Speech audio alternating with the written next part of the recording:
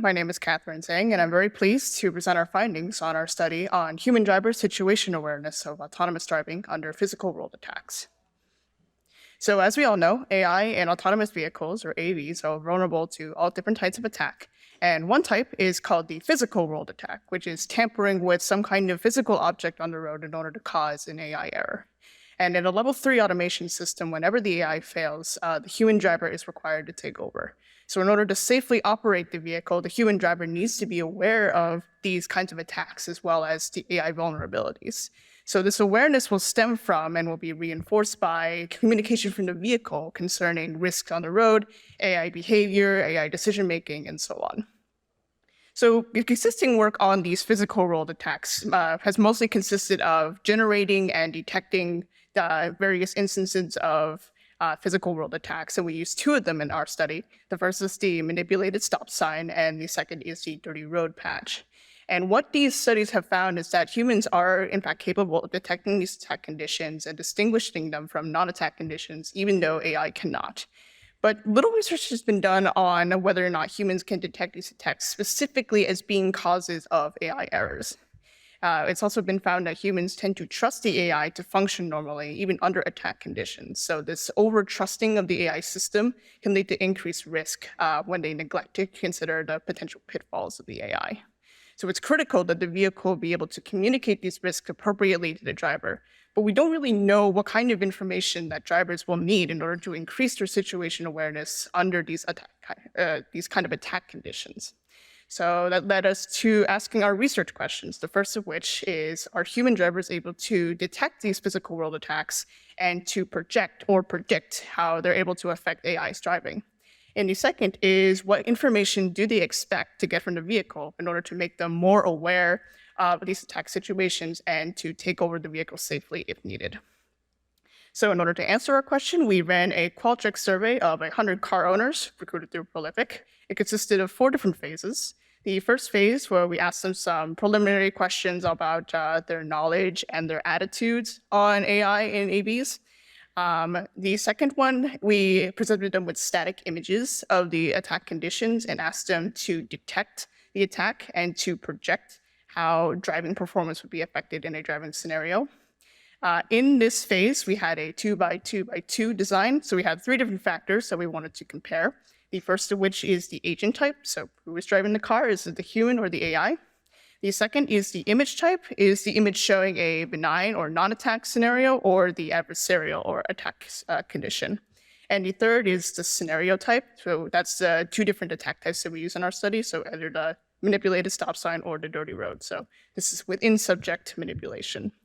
In part 3, we actually showed them a video of one of the attacks in action, and we asked them to react to it and also to evaluate the situation carefully. And the only factor that we changed in this phase was the different scenario types. So they either viewed the stop sign or the dirty road video. And in both cases, they were being driven by the AI, and it was in an adversarial situation. And part 4 was actually a repeat of part 1 because we wanted to see if viewing the attack would have some kind of effect on their responses, particularly about their attitudes. Unfortunately, due to time constraints, we can only really focus on parts 2 and 3. But if you want some more information about parts 1 and 4, you can find us, you can talk with us, and we encourage you to read our paper as well. So focusing on part 2, in this phase, we showed them in randomized order these different images of the attacks. So on the screen, you're seeing the examples that we use in the dirty road situation. So on the top is the benign condition, and on the bottom is the adversarial, which has these dirty marks on the road. And we asked them a bunch of questions based on the 7-point Likert scale, so completely disagree to completely agree. And for the detection task, we asked them to consider whether they, as a human or an AI, would be able to detect the lane lines in the road clearly. And for the projection task, we asked them to consider whether a human or an AI would be able to navigate a driving scenario in this condition safely. So would a human or would an AI be able to continue to safely drive down this road? Then in part 3, okay, the GIF isn't playing, but that's supposed to show a video of the dirty mud marks causing the car to collide with the truck. And it's important that in this phase, we did not frame these scenarios as attacks. We used more neutral language like situations or scenarios, because we wanted them to make their own judgments as to whether this was an accident or caused by some kind of intentional attack. And we asked them to imagine that they were driving this AV using its autonomous driving, and that they, as a human driver, needed to be alert in order to potentially take control of the vehicle. And after we showed them the video, we asked them 2 free response questions. The first was just to describe what happened in the video and why. And the second is, what information did they expect the AI system to provide them about the situation so they could safely take over control? And the following are some of the highlights from the data that we've collected from these 2 phases. So on the static image phase, we organized our data as follows, as you can see in the graph. So in order to differentiate scenario type, the solid bars are the stop sign scenario, the dash bars are the dirty road scenario. On the left half of the graph is adversarial situations, and on the right half is benign, so that differentiates image type. And within those 2 halves, we differentiated agent type by saying human is on the left, AI is on the right. So for the detection task specifically, we found that participants can indeed detect benign versus adversarial conditions, which is in line with previous literature. In general, they rated AI performing lower than humans, so they thought it was less capable of detecting these kinds of situations.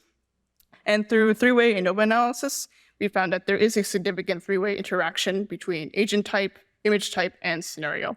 More specifically, in the adversarial conditions, scenarios were rated with the same difficulty as humans, but in the case of the AI, the stop sign was rated more difficult for it. So they believed that an AI would have more trouble identifying the malicious stop sign as opposed to the malicious dirty road.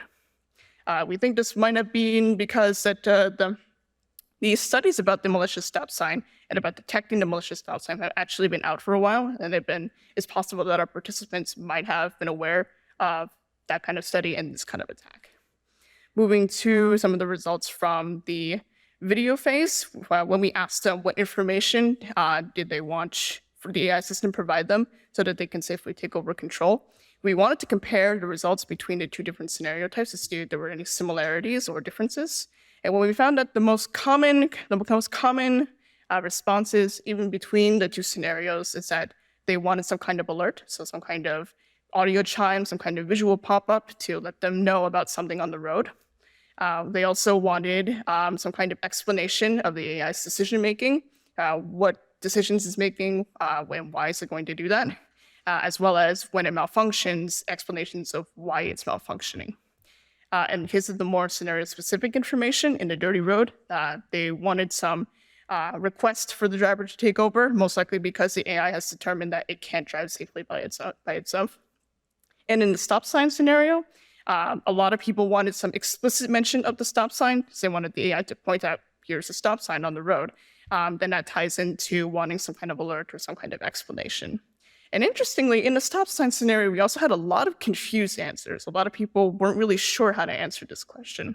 And we think that that might be because they might not have understood that they actually had to take over in this situation. So what can we take away from this? Well, first, it seems that participants are unaware that these scenarios were attacks. Especially in the dirty road scenario, a lot of participants noted that they witnessed AI error, or they thought there was AI error, but they still treated it as more of an accident rather than an attack. And we think this could be because participants are drawing from their previous driving experience in order to inform their interpretation of the present situation. So for example, there were quite a few people in the dirty road attack scenario that interpreted the marks on the road as being black ice, causing the car to slip, like a very common wintertime accident. And it shows that our mental representations of driving, like how we mentally conceive driving tasks, it's constructed based off of prior experience, and that can cause misconceptions when considering AV driving now that there's something new controlling the vehicle, and it brings with it a whole host of new factors to consider. It seems that different attacks are also perceived differently. This commonly manifested in our findings as difficulty, and this makes sense because different situations require different kinds of mental tasks and different levels of effort. And that will influence risk assessment on the human driver's part. If they, for example, perceive a situation to be easier to perform than in an AV driving situation, they might ignore or they might neglect to understand potential underlying risks now that something new is controlling the vehicle. And participants also have differing expectations about what info to receive in order to take over control. Like I said, we have some commonalities in different situations, but for the more specific bits of information, that's very scenario dependent. So future work, there's a lot of potential future work from this. The first is to conduct a study with a driving simulator in order to get some more authentic participant reactions as to what's going on. We could further investigate this idea of in-car risk communication to see what kinds of information are best to convey to the driver. We can always investigate more different attack types and also experiment even within single attack types, varying factors that will affect the defect detection, defect projection, to truly grasp the nature of these attacks. So we believe we're very excited about these findings, and we're excited about future work that will lead to safer human drivers, safer AI, and safer automatic driving in general. So I'd like to take a moment to thank my advisor, Dr. Aiping Shong, as well as my co-author and teammate Claire Chen, who unfortunately could not be here today. And I thank you all for your attention, and I'm open to questions. I guess my question is, obviously you haven't tested, but there are other attack types that is not vision-based, it's physical LiDAR attack, and sometimes the sensor spoofing, which we're only to sense what the sensor can see does not necessarily is what the human eyes can see. So how do we do with those attack types? Yeah, that's a very good question, because in this study, we specifically focused on human perceivable type of attacks. It would be really interesting to do something similar with, I think, one of the other posters for like an infrared, which is invisible to the human eye. It would be interesting to get if like that human data is not that. Yeah, very good question. Thank you. Sure. Hi, I guess this could also be considered maybe future work, but all of these attacks, whether human perceptible or not, there is something that the autonomous vehicle does, whether it goes out of lane or it drives erratically that a human might perceive. Did you observe that the participants picked up on, say, like a more erratic driving behavior compared to the conditions in the scene, or was it more like they saw the anomalous conditions of the attacks? It seems that we didn't touch upon this because of time, but in the stop sign scenario, there was a very visibly malicious stop sign, so it was dirty.